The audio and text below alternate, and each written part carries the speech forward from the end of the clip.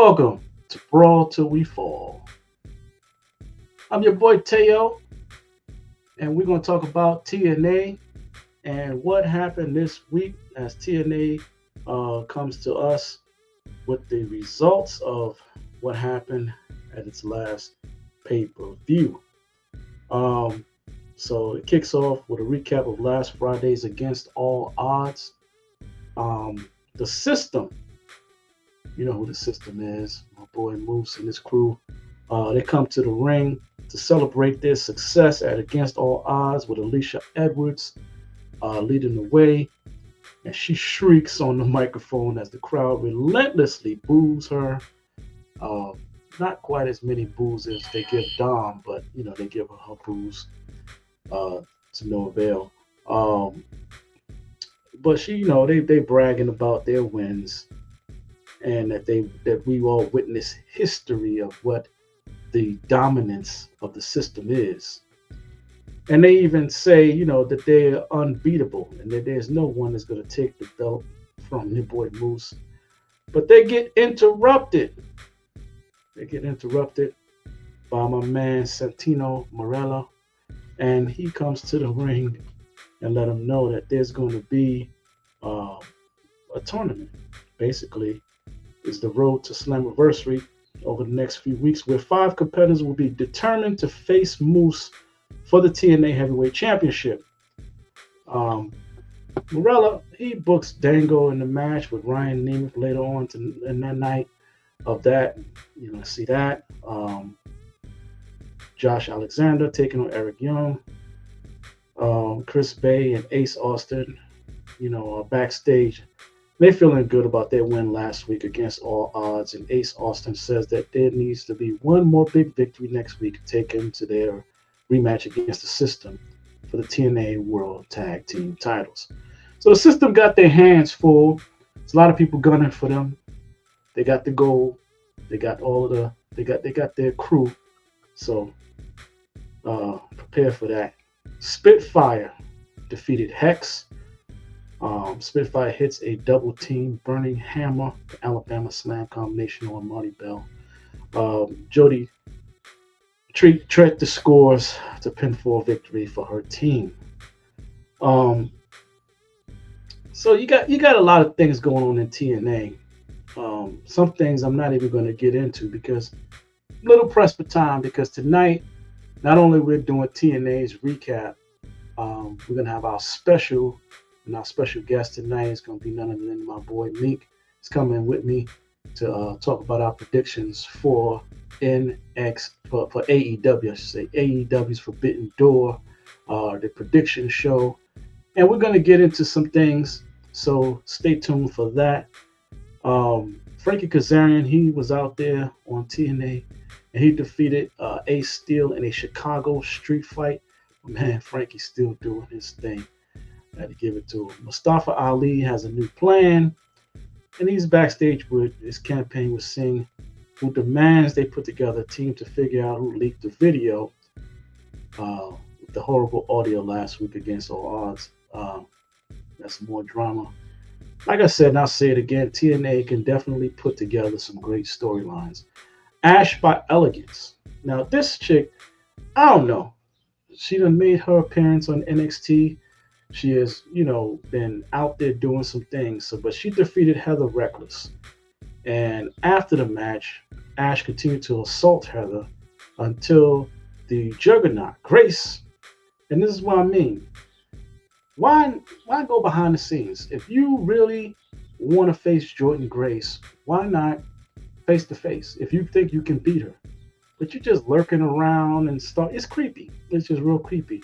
But anyway, Jordan Grace came out and beat down Ash, and she's tired of her. She's tired of her. So, with that being said, she went to the management office, Santino Morella, and asked for a match, so that she can handle this for once and for all. And I can't wait. And just by the way, she did get beat down by Ash's crew. I think they call themselves the concierge or something like that. But either way, Ash's personal concierge, they hit the ring. So Obviously, she got backup, and maybe Jordan needs to get some as well. Johnny Dango. Johnny Dango Curtis defeated Ryan Nemeth. Um, and he tried to attempt to beat him down, but his brother came out to make the save. So Nick came out and made the save for his brother. Josh Alexander defeated Eric Young in a Road to Slammiversary qualifier match. Josh Alexander hits Eric Young with a C4 spiked pinfall victory. So he got his win on. Let's get on down to and that basically ends what happened on TNA. Um, and Alexander Young hug it out in TNA. Impact goes off the air. So that's all that we got for TNA. Stay tuned. My boy Meek is about to come in the studio, and we're about to get it on when it comes to AEW's Forbidden Door. And we're going to have some predictions because not all the matches have been scheduled yet for WWE's Money in the Bank. So stay tuned after these messages.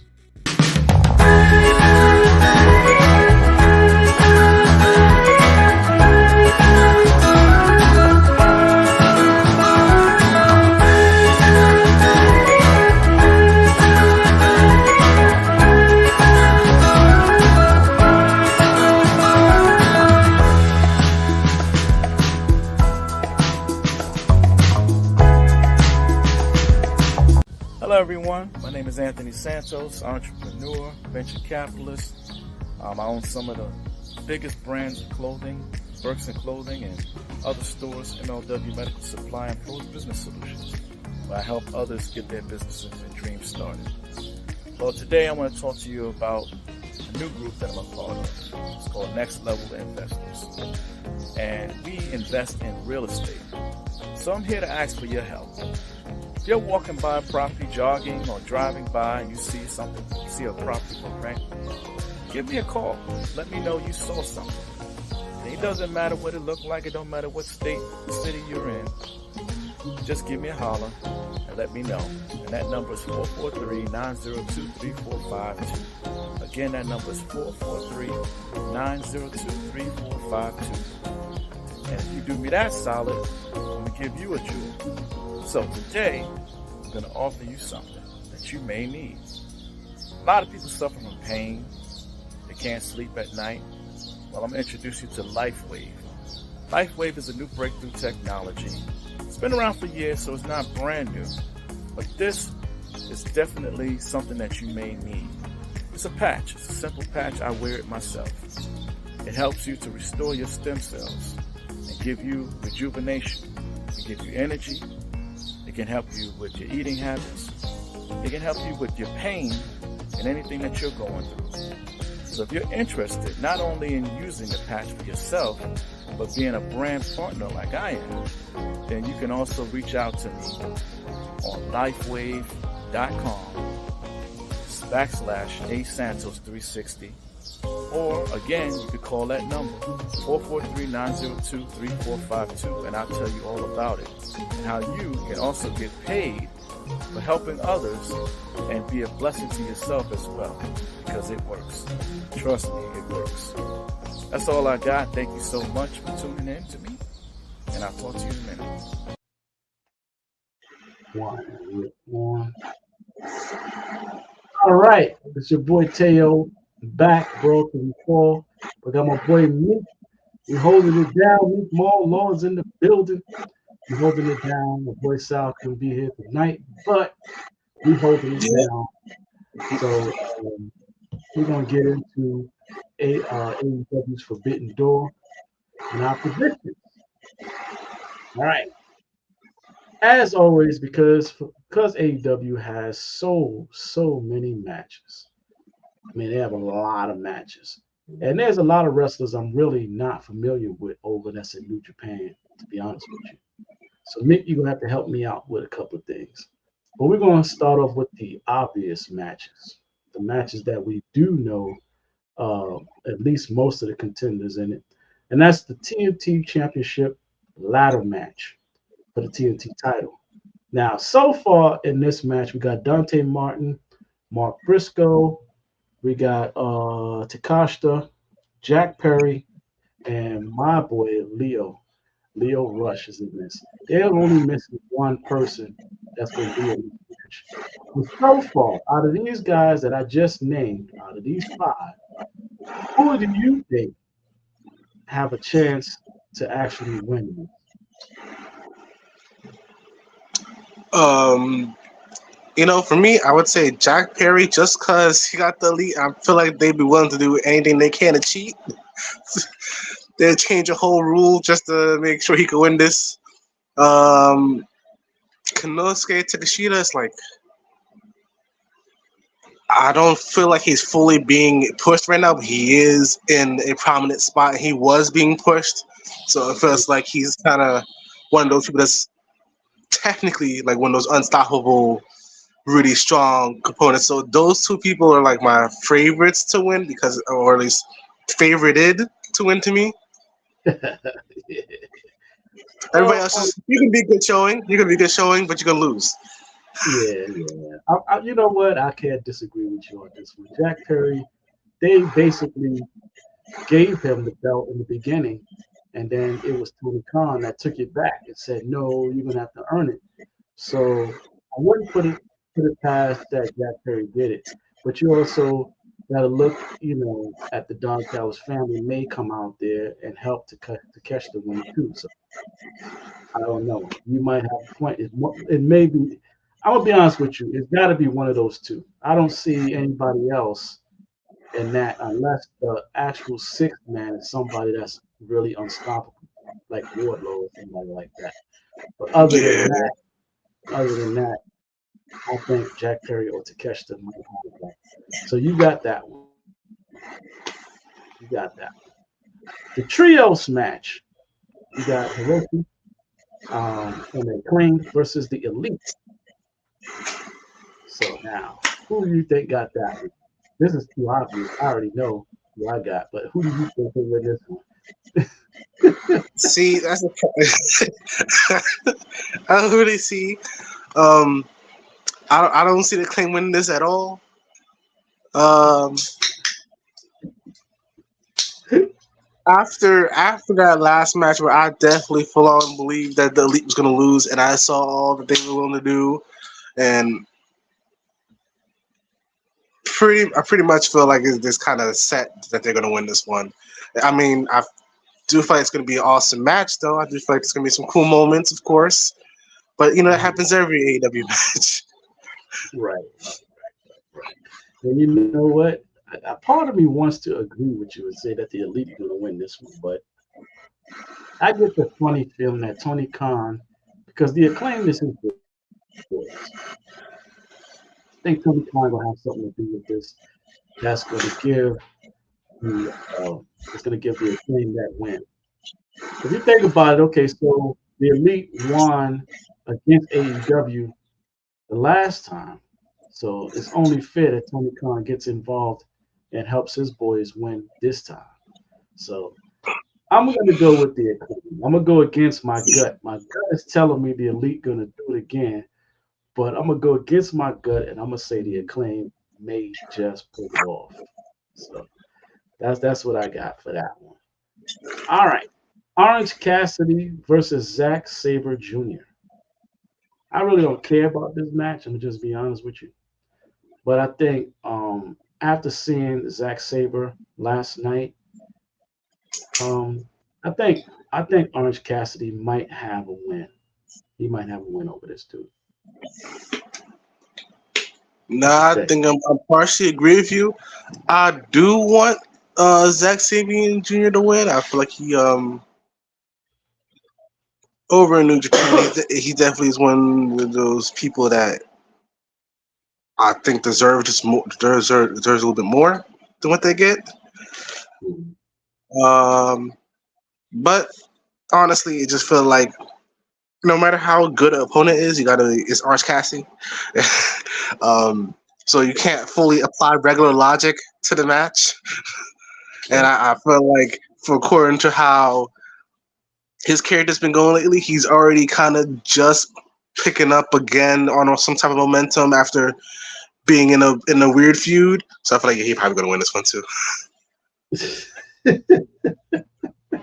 Okay. He just Okay. when he was under the feud, where he probably should have lost in that. So just according to storyline in that feud, he probably should have lost, and he still won. I feel like he's probably gonna win this. Got you. Okay. So we won against each other on that one. Okay. All right. Tony Storm versus Mina Shirakawa. Now, here's my thing with this match. I think that Tony is going to lose this match, and I'm going to tell you why. Something tells me after seeing Mariah May doing the things that she done with Mina, they may turn on Tony. I think their bond is a little tighter than Tony's is with her, and I just get the funny feeling there's going to be some type of controversy with this match, and I think Tony Storm is going to lose. Do you see I that? I do. I feel like I agree with you with a lot of that, and then I also feel like people are kind of liking Mina, Yeah. so giving some reason to interact with her again is Mhm. like, I guess I would say it'd be super good for business. Right.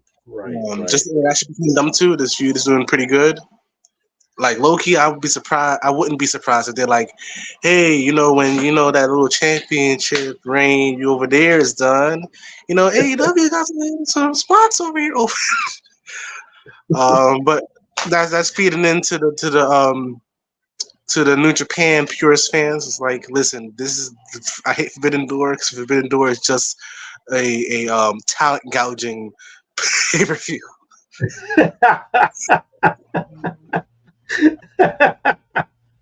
But like, hey, over there they're never gonna let you be champion, but over here in AEW, we also pay better, and Right. you're gonna be champion. Right. It's an option. So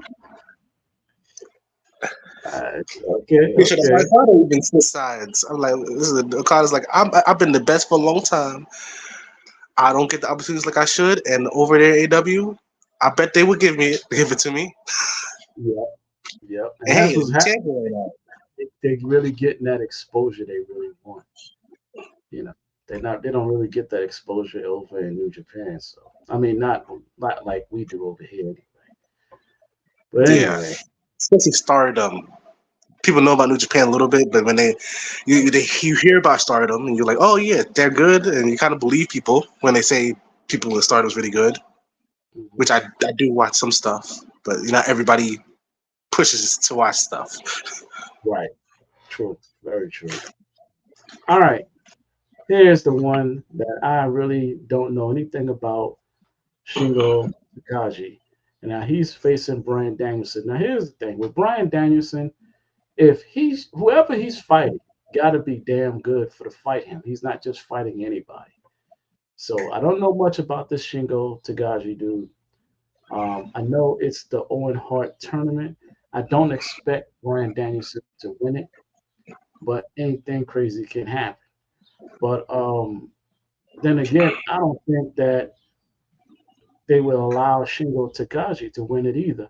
So I might have to go with Brian Danielson on this, only because I don't see them bringing Shingo Takagi over there to be actually in the Owen Hart Foundation tournament. So, what do you think about that? No, I think I mostly agree with you on that. I don't see them letting someone more random like that win the Owen Hart Cup like that. Now, I also kind of feel like they trying to give Daniel Bryan something because he's not gonna be wrestling long, so they're trying to give him something. So I do think there's a chance he could win. Small chance, but I think there's a chance he could win. Okay, Um, all right, so I, all right, I would also agree with you about the winner of this match. That's all I'm gonna say about that one. all right. Now, Willow Nightingale and what was it? Tam Nakano versus Chris Statlander and Momo. All right, My thing with this match is I just want to see Chris Statlander and Willow Nightingale fight it out. But now they done added others to this match. Um, Willow really doesn't need any help, but because she has help, I think she's gonna beat the hell out of Chris Statlander.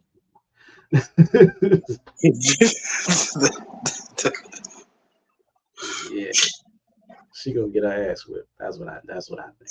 Yep.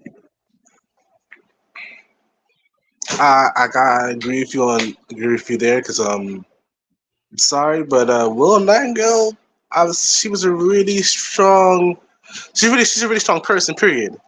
She's not too slow for her strength either. You know, there's some people their weaknesses if they have strength, their weakness is speed, and that's not the case for her. Nope. Like low key, I did not expect her to lose the title to Mercedes Monet, even. No. But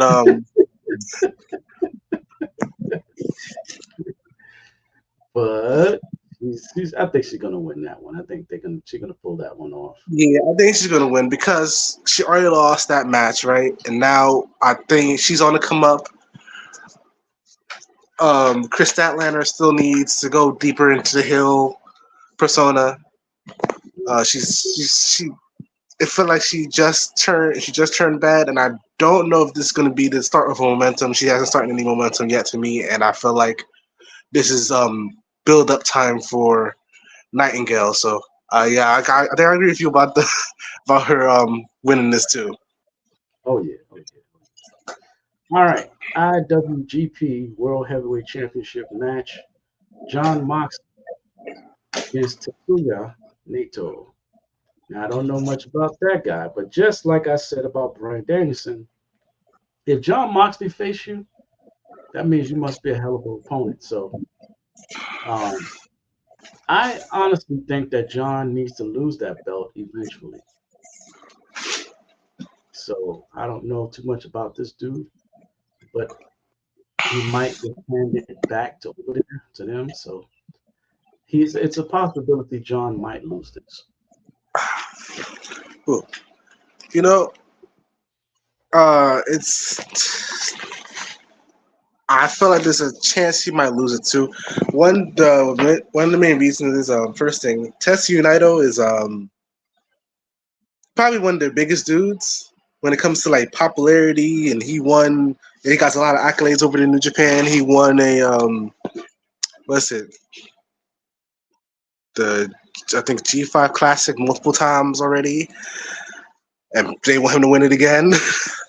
I do feel like he's a bit older. He's kind of not as good as he used to be in the ring, but he still got the full on backing of fans and even the company. So he probably, you never know. He probably gonna win again. The other problem is if John Moxley wins this match, he is going to be the one. At least that's what they're saying between them, that he's can take his place in that I think G1 Classic and stuff.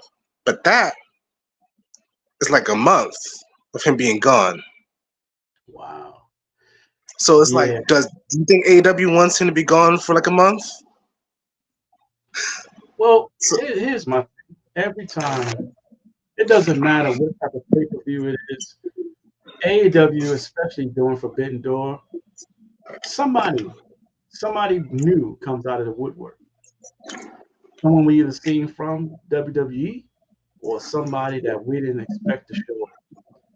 So if he's going to take a break and he loses that, they got somebody to replace him. Trust me, I believe so. Moving on. Mercedes Monet versus Stephanie Vacura. Now, I've seen these women both of them fight, and I don't know. Mercedes got a lot in her arsenal, but she don't have. I don't know if she has enough to beat Stephanie, but I don't think she's gonna lose it either. It's a title for title match, so this is gonna be real interesting. This is what I wanted to see in AEW. I wanted to see a title for title match, and WWE, well, I guess, was too scared to do that. But anyway, I want to see what happens with this match. So if Mercedes wins, well, maybe it'll be an interference and nobody loses. No, I'm gonna call it like that. An interference and nobody loses. What do you think? Mm. I think that they want Mercedes Moné to look as good as possible for the amount of money they spent on her. um, I partially would say that I feel like there is opportunity where if she wins, even if Stephanie wins it back, I feel like if she wins this, it probably is actually a help for the other company. Because like you said, one thing the Forbidden Door is, and one thing the AEW is as well, is a company with a lot more eyes on it, basically. So other companies would want their title to be on someone that has a lot more eyes on it, and when it goes back to their company, though maybe those eyes will come back. Even showing off their champion, competing with a champion from that company, even if she loses, but she does very well, that's also bringing eyes back. So I could see a world where Mercedes Moné wins, and even if it's like, oh, it's a really hard thing. She almost lost, but she won, and she got both titles. I could see that happening. They have other companies have done that before. You saw Kenny Omega had like 7 titles at a point. Sure. So I wouldn't see it as too outlandish of a thing for Mercedes Moné, who's supposed to technically be the best woman there, to have both titles on her. Okay, you got an excellent topic there. All right, dude. I'm gonna start calling you the scholar. All right. So what we got here? The final match. This I can't wait to see. I don't even know who's the good. I don't know. I really don't. I don't know who I got. I like both of these guys, Swerve and Will. Both of these guys are awesome. Um, but I honestly don't know who to pick. Both of them are very uh, strong dudes. They both got in-ring skills. I don't know. I don't know who I got. I really don't. If I had to call it, honestly, um, I would call it a draw. I think, but if there's no time limit, I don't know. But I mean, they both match each other pound for pound. Now, who I want to win, I want Swerve to keep the belt, and I'm gonna tell you why. Will Ospreay, I don't think he had his belt that he already has a long enough period of time to even enjoy it before he's challenging for the heavyweight championship. So I think that Will needs to keep his belt and challenge more people, fight whatever. And not that he's not ready for Swerve, but he needs to stay in that lane and let Swerve at least enjoy his belt and his time with the belt and face whoever he's going to face. And then come back to the table after Will loses his belt or relinquishes it to somebody else that he feels is worthy of. That's just my opinion. What you think? I feel like, I think I feel like Will Ospreay's gonna lose this match. And I agree with you that it's not because he's any worse than Swerve or any better. He is spreading himself far too thin when it comes to what he's doing from day to day in most of these episodes, right? He just insulted MGF yesterday, basically. I don't think MGF's gonna take that lightly. He just offered that match to Danny Garcia, and then he comes in like, "Hey," jump right in front of him, so you literally got the hand in his face. Hold on a second. Hold on. Okay, now you can go. And then Will Ospreay left. So I could see him even interfering and messing up Will Ospreay's chance of winning somehow. Whereas like then you can just jump in front of me, make yourself more important. He's not used to people jumping in front of him and making themselves more important and interrupting him like that. True. So I think that match at All In is going to be a triple threat for Will Ospreay's title. And the reason why MJF is going to be put in there is because somehow he's going to cause something to happen. So I feel like interference might happen. Now, even if interference doesn't happen, he's going to say something about it. He's going to cause problems, and I don't feel like that match needs, like, it was already cool when it was Daniel Garcia and MJF, just the match. So putting Will Ospreay in it and a title on the line, even if it's not the biggest title that's there, is already a set big moneymaker. So yeah, that's one of the big reasons why I feel like Will Ospreay is losing this match.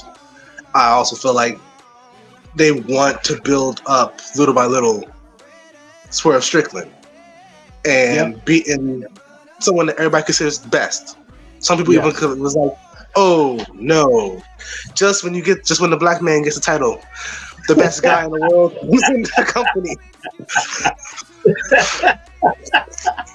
And that's been my thing. The last 2 weeks I've been saying that. The Young Bucks have been stacking the deck against my boy. He hadn't had a chance to enjoy his belt. He hadn't rested. He's been match for match, back to back, challenge after challenge. Like I said, and I said it on my other show, they need to treat him like they treat Moose over in TNA. They need to take some notes from that. They took his crew away from him. They get putting this stacking the deck against everybody, trying to get that belt. How they get it's a like chance? 4 Brock Lesnar's came in to the company as soon as he became champion. Exactly. They haven't even given him a chance to even enjoy the belt. So, this is a point where he finally he'll establish that he is the champion, or at least one of the champions. Yeah, he has established that, and I think a lot of people agree. But I think beating Will Ospreay would be one of the main things that will put him on that pedestal fully. Yep. His foot's on the pedestal, but he's not standing on it. Right. All right, well, that's all we got for Forbidden Door. We're going to come back after these messages and get into what happened, or do a little recap, I should say. What happened last week, Friday? Oh, did you already do the learning tree thing? Is that officially a thing or not? Nah, they're not even on the list. So I don't think they're going to do a learning tree thing. If they do, it'll be added at the last minute, probably on Friday, Rampage page or something. But right now, I'm just going what's on my list. And to be honest with you, they got enough. This right here is enough. If they do a learning, it'll probably be a dark match. It probably won't be in the main. Oh, one of the kickoff shows? Yeah, one of those kickoffs. Oh, the kickoff show, yeah. But anyway, we'll if I ain't gonna say I'm gonna come back to it, but anything. Hey, if I had to predict that one, it's definitely gonna be the learning tree. I don't care who they face, as long as they got Big Bill over there. Hey, ain't nobody messing with them. Really. Samoa Joe and them, they're good. And actually, I retract that statement. Everybody. Samoa Joe can take out Big Bill. He can, and they already took out my boy Brian Keith. So really, it's only 2 people left in the learning tree, thanks to Samoa Joe, Hook, and Shibata. So if it does happen, the learning tree would have to get another man. So depending on who that is, I retract that. I would say that Joe, Hook, and Shibata got that route already. There is no need for them to throw that in this Forbidden Door. Because unless, like I said, Jericho finds a third man that's going to give them competition. And right now, that's not serious at the moment. So. Yeah. Do you know who's going to be that? Do you have any ideas of who's going to be that like extra person for the Elite? No. I have no idea. Like I said, with rumors. What I love about AEW is And then Shane It's McMahon. It's unpredictable. You're not gonna know who. It could be Goldberg. Who knows? No. What's going on? All of a sudden, some music starts, some stuff on the screen comes up, and then all of a sudden, boom! Somebody shows up that you didn't see coming. Now, I don't even know how these fans know stuff that I don't even know yet. But stuff happens. And so far, there's not even been a single rumor. Not even a rumor of anybody coming. At least when Adam Copeland came, there was a rumor. Okay, Adam Copeland, he's going to show up. Nothing. There's not been a single rumor of anybody showing up. So we just going to be. I did hear 4. Like I said, Shane McMahon. I heard about Shane and Vince. Dijakovic. And was it Adam Page coming back? Well, yeah, he could come back as a bad guy. He went off the deep end when he left. You're right. Like I said, he could come back a bad guy. That would be crazy. The Elite would definitely be very big. That happens. Yeah, the Acclaimed. Yeah, they're not going to win that one. But let's see what happens. I like to be surprised. Let's see. All right, moving on. After these messages, we'll be back and we'll be talking about what happened on SmackDown before we get into Money in the Bank. Stay tuned.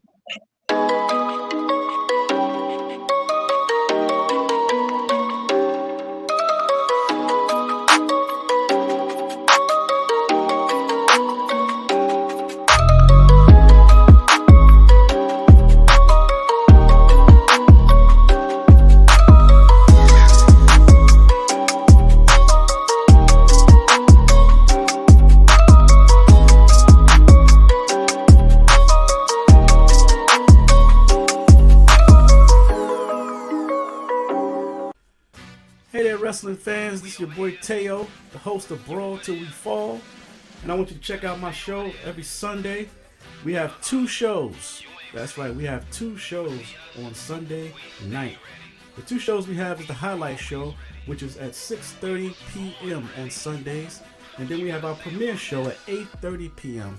on Sundays. So check us out. We also have our Thursday night Let's Talk About It show featuring my brothers, and hopefully sometime in the future we can have some wrestling stars or somebody to come out and talk about the pay-per-views that's coming up on that weekend. So every Thursday, right before the pay-per-views, we have our Let's Talk About It show.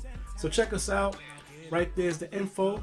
You can go to YouTube to check us out on YouTube, and soon we'll have other platforms. But until then, right now, check us out. Every Sunday, we have our show. Peace out.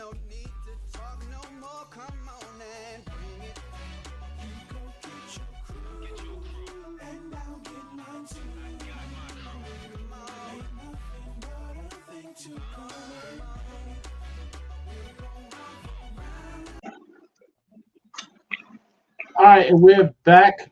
We're going to touch base on a couple of things of what happened in WWE. Just a recap. We're going to start with Raw. As we know, the Big Six have came to the scene and left everybody in a massacre in the week before last. And this week they tell the story of why and how they didn't want he didn't want his brother to be, and I'm talking about Bo Dallas, he didn't want his brother to be forgotten. So they gave their storyline. What do you think, Meek, where they should be going with this storyline now? Do you think that this is great? Did you want to see the Wyatt Six come up?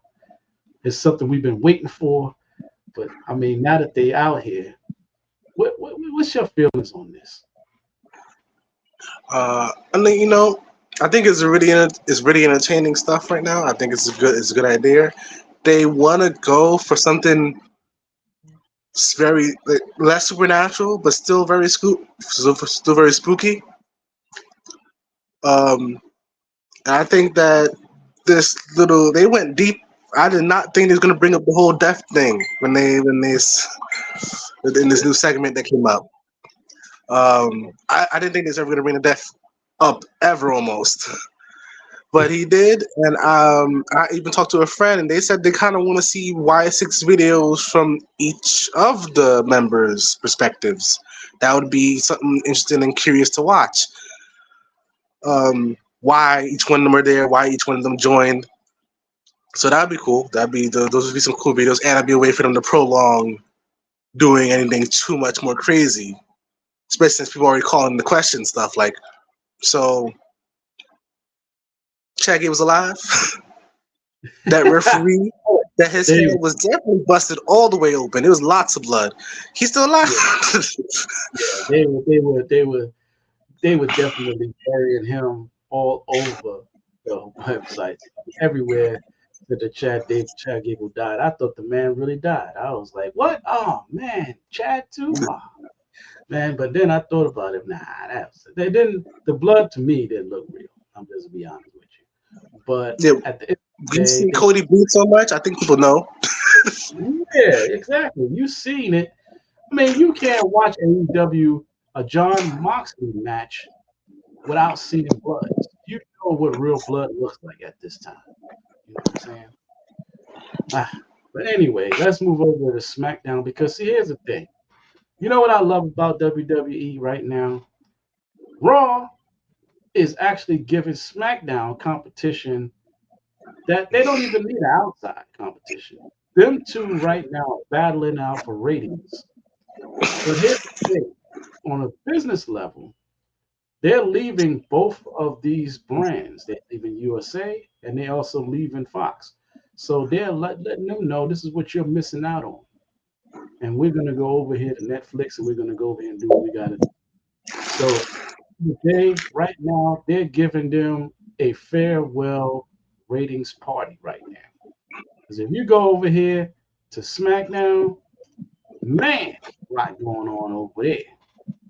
So this week, Friday that just passed, we saw what we've been waiting for and calling out that he's going to go to Raw or whatever. But nope, Jacob Fatu made his appearance on SmackDown. And he stood side by Solo. All of this speculation about them not getting along, Solo not wanting him in this group because he's in a. Well, actually, it wasn't Solo. We were saying that the powers that be didn't think that Solo would be able to stand side by side with Jacob because he was more advanced on the mic and all these things. But I saw an interview that Jacob did that he made it clear. You know, he's not there to steal the spotlight from Solo or from Roman, any of them. He said he is just happy to be wrestling. He just want to be in the ring, want to be seen. He spent time in jail. He got his life together, and wrestling changed his life. He don't want to steal no spotlight. He just want to wrestle, and he just want to be a part of the family. And with that said, and with the bloodline, I want to take a minute and just say condolences to the family. The death of Sika, that was, devastating because I watched, like I said, I've been watching wrestling since I was like 4 or 5 years old. I remember the Wild Samoan, so I remember when he was in his young time, you know what I'm saying? So for me, heartfelt condolences to Roman Reigns, that was his pops, So, but now, with that happening, maybe Roman may come back sooner than we think. Now, my question for you, Meek, what do you think if you were writing this story? How would you see this all playing out, basically? Well, I could see Jacob Fatu is already a pretty unhinged character from what we've seen, and I could see him switching sides at some point. Just because his character is like So good. Like when he first popped in, he just beat like the apex predator, the man who was pretty much always in contention for towards the championship. Like if he wants to go for the championship, he go for it. If you want a great match, go for it. And then he's the current champion himself, the American Nightmare. He knocked them all out. And Yeah. I was saying that those moves looked like it hurt more than any moves from from Roman even. So when he came in, he just looks dangerous. And then I heard he broke Cody's rib actually, but so I was right about how that looked like it hurt. Yeah. So yeah. So yeah, and that's, and that's he's a wild card. He's a really good, strong wild card if he's on your side, but he may not always be on Solo's side. For now, he is. Oh yeah. I don't know. I don't see no dissension, although, like we said before, but now with what's happening with the bloodline, I only see them becoming stronger. The death brings strength within the family. No matter what's going on in that family, and you can attest to it, whatever's going on in your family, death brings you together. You maybe not be speaking to somebody over this and that or the other, but after death, it brings y'all together, and y'all sort of look at life in another perspective and say, tomorrow is not promised. I'm going to make up with you for whatever issues we have, and then squash it, and then become stronger as a unit. I see the bloodline being a strong force, and instead of fighting against each other, because all you see all over social media is on one side you see Jimmy and Jay Uso and Roman coming back together. They even threw Sammy in there and say, okay, they're gonna face against I don't want to say anyone. bloodline and this that, and the other. But what they ain't thinking about is what if the bloodline come together and all of them are on one side going against the very people that we were just talking about, the White Six. What about that? Nobody's thinking about that. Nobody's thinking, wait a minute, we got enemies over there. We don't have to be enemies. What if those White Six come over here? Even worse, you got to look at the Judgment Day and what's going over there. And we're going to jump right into Money in the Bank while we're talking about it. Because at Money in the Bank, we got a match for the championship. And Damian Priest cannot lose, because if he loses, he has to separate himself from Judgment Day. So now, what if he goes over there and do sort of what happened with the Don Callis family over in AEW, where he was trying to get Orange Cassidy, but instead he got his partner instead? What if Damian Priest goes over there and joins the Final Testament? How strong would that be? So now you got a whole another faction, because Damian Priest actually fits in there. He fits in there with the Final Testament. Woods does not fit in the Final Testament. However, I have seen, just by expressions on his face, that there may be some dissension going on with him and Kofi Kingston. Who knows? New Day, I believe, need to break up at this moment. Big E doesn't look like he's coming back, and they're stronger with him than without him. Nobody's eating the bootios no more. They need to separate. So. So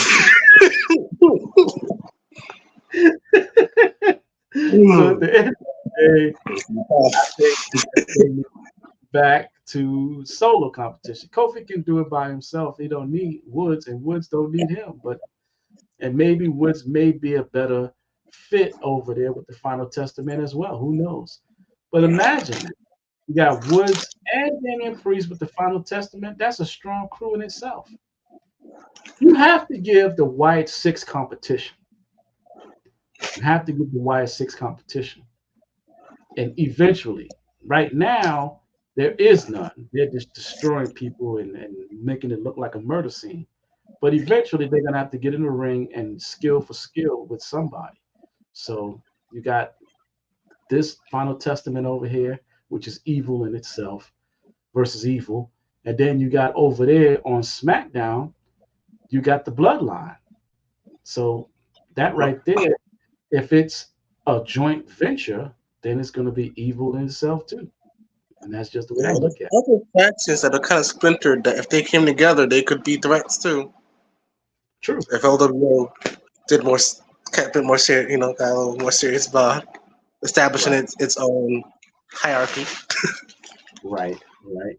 So now, on another flip note, what do you think now with this new addition of the Bloodline? Do Cody, KO, and Randy Orton, who do you think is going to join them to face this group?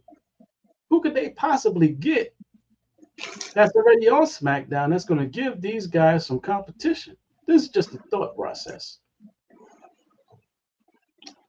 See, that's the hard one. I don't really. I don't see nobody. I really don't. Because I, LA I Knight has don't. got his hands full. He's got his hands full. He's trying to get that belt from Jake Paul. I mean from Logan. He's not focused on anything other than Logan Paul right now, especially after what happened last year. Carmelo Hayes, he's too weak. Now, if Bobby Lashley comes back, that might be a good added attraction. But Bobby don't play well with others, especially with people of another color line persuasion. Anyway, we're gonna move.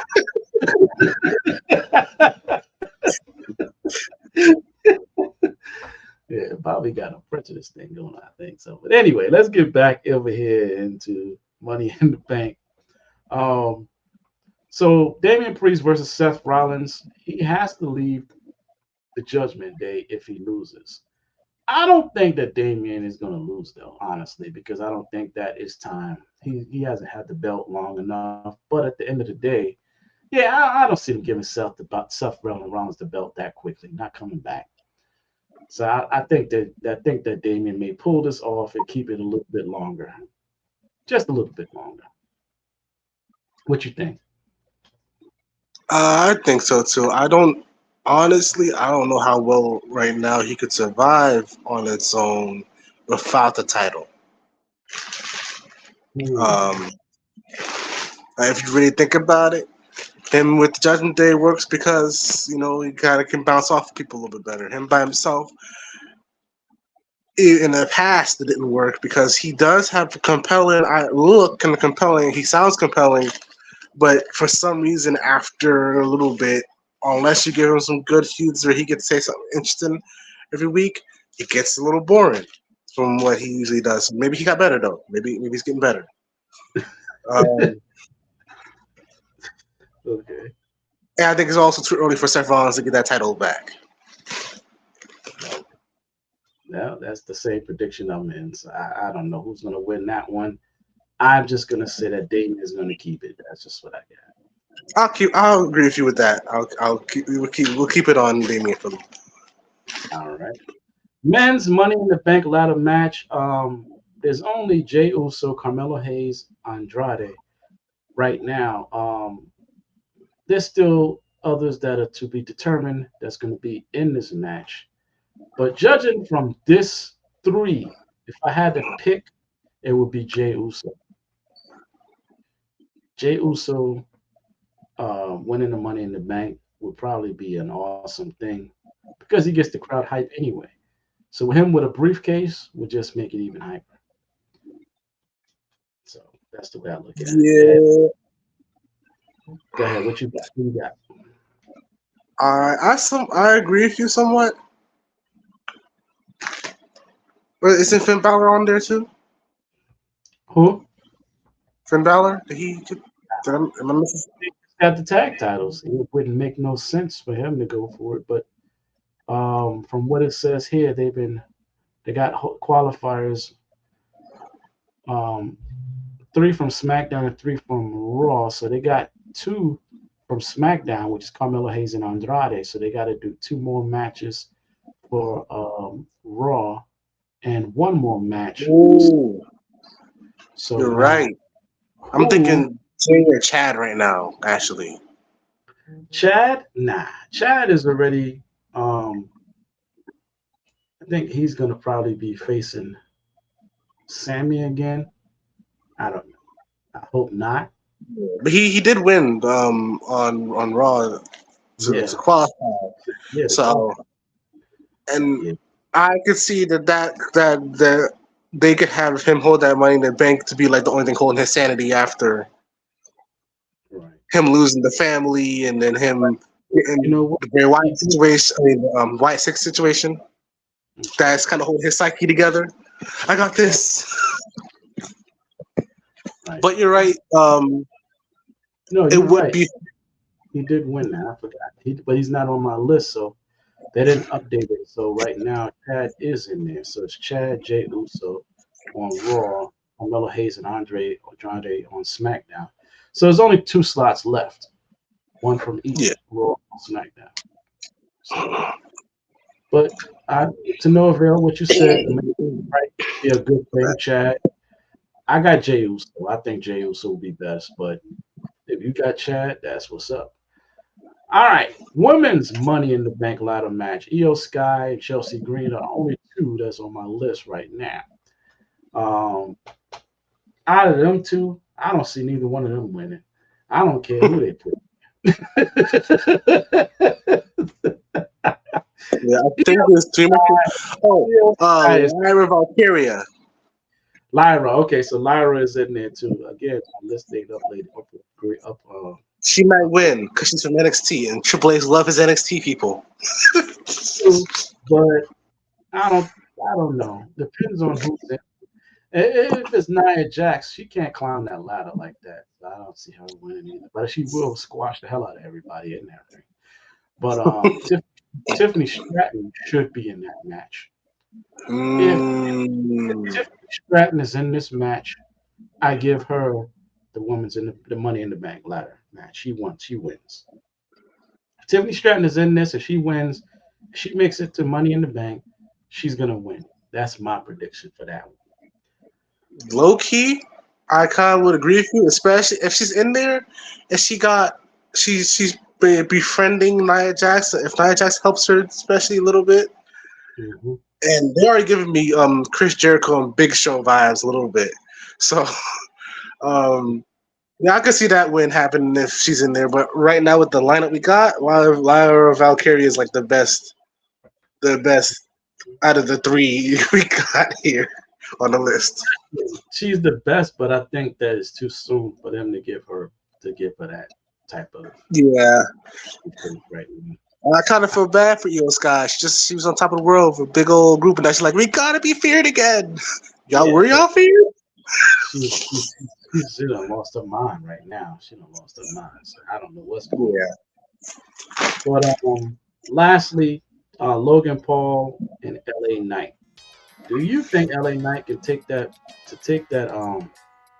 the belt from Logan Paul? Now here's my thing with this. Logan Paul is very sneaky. But LA Knight is very sneaky too. If you really look at LA Knight's portfolio from the TNA days, he got skills with being sneaky. I think Logan Paul has met his match this one. I think he can be outsmarted because LA Knight, he ain't no joke when it comes to that. He got skills when it comes to being sneaky. So I think LA Knight just might get that U.S. title from Logan Paul. What you think? Yeah, and I think he definitely earned it. I thought it happened at SummerSlam. Money in the Bank's cool too. Money in the Bank's cool. Pay-per-view too. I don't know if there's anything else Logan Paul can do with the title right now as well. I think there probably is a few feuds he can come up with, but it's just like you can save those for later. You can do something else with him right now. Right. And this is a good time to test LA Knight too. He's not the youngest dude, and you do want him to have a title reign, and you kind of can see him holding one of the main titles, but you have to see how he does, how the crowd does with him holding a mid card title first. So this kind of good timing for everything. So I kind of see LA Knight winning this too, even though the feud, it's okay.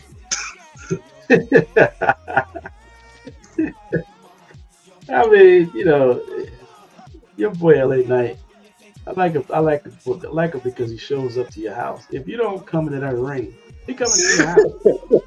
Make house calls. That's what I like about LA Knight. You're sitting there eating a bowl of Apple Jacks and he just show up at your door. That's just the type of dude he is. I like that. He reminds me of Stone Cold in a sense. You remember Booker T was shopping in the supermarket and all Stone Cold showed whipped his ass in the supermarket. Yeah, that's who LA Knight is. He would show up anywhere. Be out walking the dog, and stomp the dog out, beat the hell out of you at the same time. Stomp the dog out. Dog be like, yeah.